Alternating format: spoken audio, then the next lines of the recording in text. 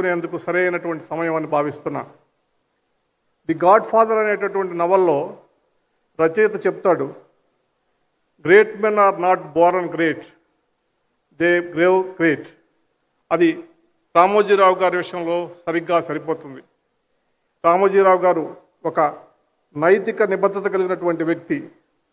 ఈనాడు ఆయన పత్రికను స్థాపించటమే కాకుండా తన పత్రిక ద్వారా ప్రజలలో చైతన్యం తీసుకొచ్చి మరి ప్రజాస్వామ్య పరిరక్షణ కోసం ఆయన చేసినటువంటి కృషి తెలుగు రాష్ట్రాల్లో ఉన్నటువంటి ప్రజలందరికీ మరి ప్రత్యేకించి చెప్పాల్సినటువంటి అవసరం లేదు.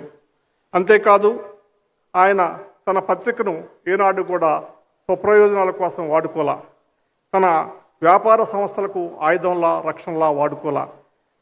అదేవిధంగా పత్రికలో లేదా టీవీలో ప్రజలకు సరైనటువంటి సమాచారం అందించి మరి వారిని చైతన్యవంతం చేసి ప్రజాస్వామ్య పరిరక్షణలో దేశ అభివృద్ధిలో భాగస్వాములు చేసినటువంటి సంగతి మీ అందరికీ తెలుసు. రామోజీరావు గారు ఎప్పుడు అధికారాన్ని కోరుకోలా. అదేవిధంగా ఆయనకు అత్యంత విలువైనది తన పాఠకులు ప్రేక్షకుల యొక్క నమ్మకం. ఆ నమ్మకాన్ని ఆయన చివరి నిమిషం వరకు ఒమ్ము చేయలేదనేటువంటి విషయం మీ అందరికీ తెలుసు. అత్యంత క్లిష్టమైన సమయాల్లో కూడా ఆయన స్వతంత్ర మరియు వాస్తవికత జర్నలిజం నుంచి ఏనాడు విడిపోలా. అది పత్రికా రంగంలో ఒక దీపస్తంభంలాగా ఆయన పత్రికను నడిపాడు. ఆయన దృష్టిలో పత్రిక నడపడం అనేది ఒక పవిత్రమైనటువంటి బాధ్యత. ప్రజల పట్ల నిజాయితీతో జీవించడం ఆయన గొప్పగా భావించారు. సమాచార హక్కు కోసం సారా వ్యతిరేక ఉద్యమంలోనూ ప్రజాస్వామ్య పరిరక్షణ కోసం జరిపినటువంటి ఉద్యమంలోనూ తెలుగు భాష రక్షణ కోసం జరిపినటువంటి ఉద్యమాల్లో ఆయన ఈనాడు ద్వారా ప్రజల గొంతు కలిపి ఆ ఉద్యమాలని బలోపేతం చేసినటువంటి మహనీయుడు. ఇంత ఘనమైనటువంటి వారసత్వాన్ని నిలుపుకోవటం ముందుకు నడపటం అనేటటువంటిది ఒక పెద్ద సవాల్. మన చుట్టూ చూస్తూనే ఉన్నాం, అనేక మంది తాతలు తండ్రులు సంపాదించినటువంటి ఆస్తుల్ని సామ్రాజ్యాలని ఏ విధంగా పోగొట్టుకున్నారో. అందుకు భిన్నంగా రామోజీరావు గారి వారసులు ఆయన గర్వించే విధంగా వారు నెలకొల్పేటటువంటి ఫోర్త్ ఎస్టేట్ని మరింత గొప్పగా ముందుకు నడిపిస్తున్నారు.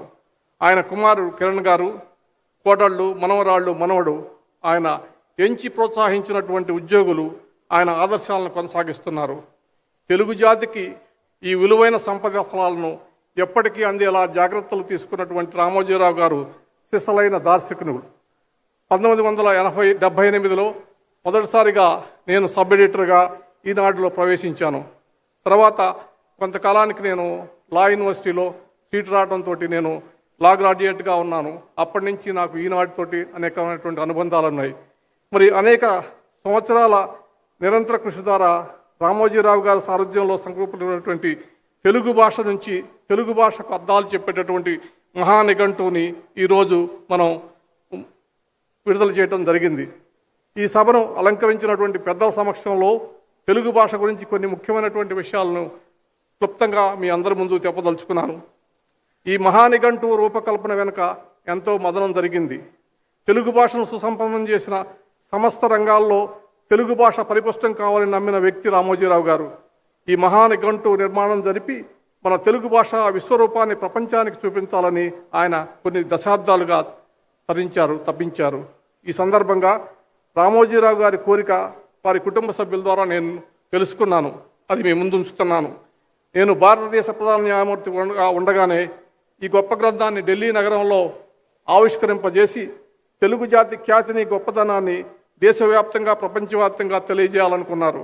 కానీ దురదృష్టవశాత్తు పలు కారణాల వలన ఈ గ్రంథ ప్రచురణలో కొంత జాప్యం జరిగింది.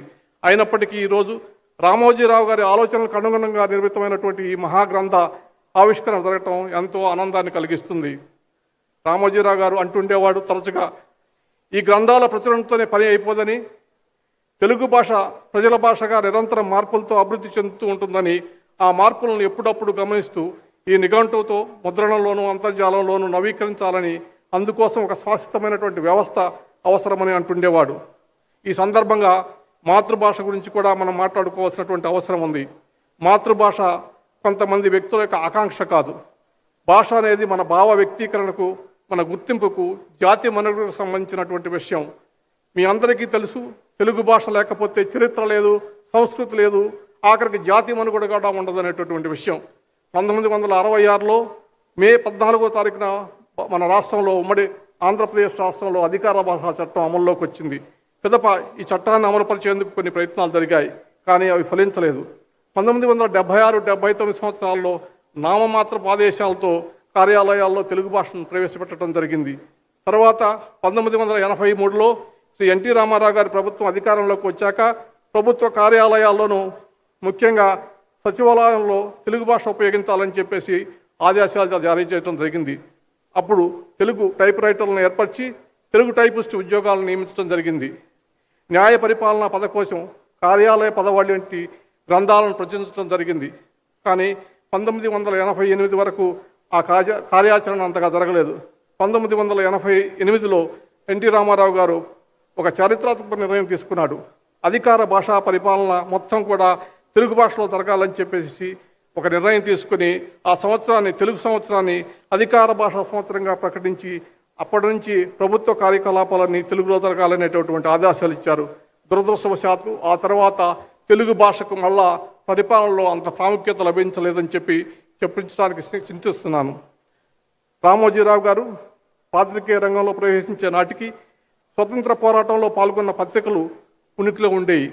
ఆ పత్రికలు నెలకొన్నటువంటి ఉన్నత సాంప్రదాయాలను కొనసాగిస్తూ తెలుగు జర్నలిజంలో కొత్త వరవడి సృష్టించారు. ఇప్పుడు దురదృష్టవశాత్తు సోషల్ మీడియా ప్రధాన మీడియాని కబళిస్తున్నటువంటి రోజులు. రామోజీరావు గారు వంటి మార్గదర్శి మన ముందు లేకపోయారు. వెనకటి రోజుల్లో కొందరు రాజకీయ నాయకుల వెనక రౌడీలు ఉండేవాళ్ళు. మరి ఈ రోజుల్లో రౌడీల బదులు సోషల్ మీడియా ప్రవేశించింది. సోషల్ మీడియా ముసుగులో చేసే అబద్ధపు ప్రచారాలతో సమాజానికి ఎంతో నష్టం జరుగుతుంది. ఈ విషయాన్ని రాజకీయ పార్టీలు కానీ అధికార ప్రభుత్వాలు కానీ ఇంకా సరిగ్గా గుర్తించినట్లేదు. నేటి సమాజంలో ఒక స్మార్ట్ ఫోన్ ఉన్నటువంటి వ్యక్తి తానే పబ్లిషర్గానో మీడియా సంస్థగానో మారిపోయిన పరిస్థితి. సోషల్ మీడియా అనేది ప్రజాస్వామ్య భావ్య వ్యక్తీకరణకు విశాలమైనటువంటి వేదిక. అయినప్పటికీ అది వెర్రితలలు వేసి తప్పుడు సమాచారం, ఫేక్ న్యూస్ ద్వారా నియంత్రణ లేకుండా సమాజానికి పెనుముప్పులా తయారైంది. ఈ నియంత్రణ లేని అశాంతభరితమైనటువంటి పరిస్థితుల్లో దుష్ప్రచారాలతో ప్రజలు వేధింపులకు గురిచేస్తుంది. బాధితులకు తిరిగి సమాధానం చెప్పే పరిస్థితి కానీ సత్యాన్ని పరిరక్షించేటటువంటి ప్రభావితమైనటువంటి యంత్రాంగంగా లేకపోవటం వల్ల తప్పుడు ప్రచారాలను ఎదుర్కోవటం వల్ల సమస్యగా మారింది. ఈ సోషల్ మీడియా ఎక్కువ వాడటం వల్ల అనేక ఆరోగ్య మానసిక సమస్యలకు ప్రజలు బాధపడుతున్నారు. సైబర్ నేరస్తులు, బ్లాక్ మెయిలర్స్కు ఇది ఒక స్వర్గంలా మారింది. మరి ఈ కొత్త వ్యవస్థలో ఇన్ఫ్లుయెన్సర్స్ అనే కొంతమంది వీరికి లేనటువంటి నైపుణ్యాన్ని ఆపాదించుకుని ఒక వ్యాపారంగా మార్చుకుని బ్రతుకుతూ దాని ద్వారా ప్రజలను మోసాలు చేస్తున్నటువంటి పరిస్థితి కొనసాగుతుంది. ఇంగ్లీషే భాషగా, క్రికెట్ అన్నది క్రీడగా, హింస అశ్లీలతో సినిమాలుగా, ఎంసెట్ అన్నదే పరీక్షగా, గుండాలే హీరోలుగా, అవినీతే రాజకీయంగా, ధనార్జనే జీవిత ధ్యేయంగా, స్వార్థమే వ్యక్తిత్వంగా, వికృత పోటీతత్వమే జీవితంగా మారినటువంటి నేడు సమాజంలో మనం బ్రతుకుతున్నాం. మన తరతరాలుగా లభించినటువంటి దయ, కరుణ, ప్రేమ, ఔదార్యం, స్నేహం, సంస్కారం, సహకారం, సేవాభావం, త్యాగం, నిరాడంబరత, నిస్వార్థం, నిజాయితీ వంటి మానవ విలువలని పనికిరాని పదాలుగా మనం కొట్టివేస్తున్నటువంటి పరిస్థితి. మన సంస్కృతి సాంప్రదాయాలను కాపాడుకోవాల్సినటువంటి పరిస్థితి ఉంది. మన సంస్కృతి సాంప్రదాయాలను అణిచివేసే శక్తులను ఎదుర్కొని జాతీయ సంస్కృతి ప్రజాస్వామ్యాన్ని కాపాడుకోవాల్సినటువంటి పరిస్థితి ఈరోజు దేశంలో ఉంది.